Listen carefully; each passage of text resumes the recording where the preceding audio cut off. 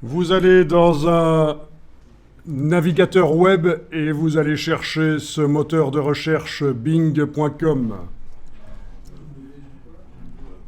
Et quand vous êtes dans bing.com, vous pouvez taper Lionface. Vous allez dans la partie images. Vous allez enclencher les filtres. Et vous allez demander licence domaine public. Donc on va se servir d'une image d'un lion vu de face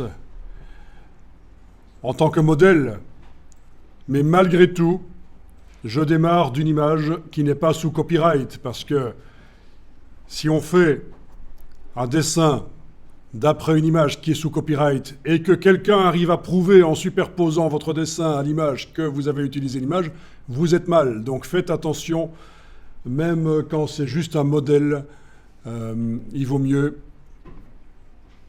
ne pas utiliser d'image sous copyright. En fait, on va l'utiliser, cette image de modèle, de deux manières différentes. On va l'utiliser juste en tant que référence. Et là, c'est vrai que si elle est sous copyright, c'est pas très grave, si c'est juste une image que je mets sur le côté en tant que référence. Mais on va aussi l'utiliser pour faire du décalcage. Et là, c'est plus grave. Si on arrive en superposant votre travail à l'image copyrightée, à voir que c'est... Clairement, vous avez utilisé une image copyrightée, vous serez mal. Donc,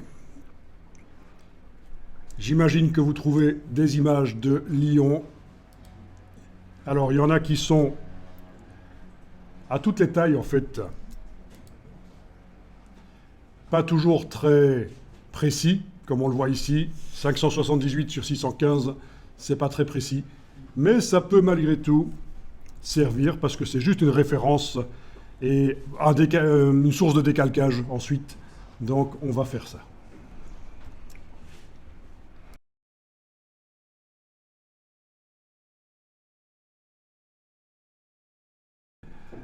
En tout cas, une fois que vous avez cliqué sur une image dans les résultats de Bing, vous cliquez sur le bouton « Afficher l'image » et si elle s'affiche en grand comme ça, vous faites un clic droit, enregistrer l'image sous et vous l'enregistrez dans un dossier pour aujourd'hui.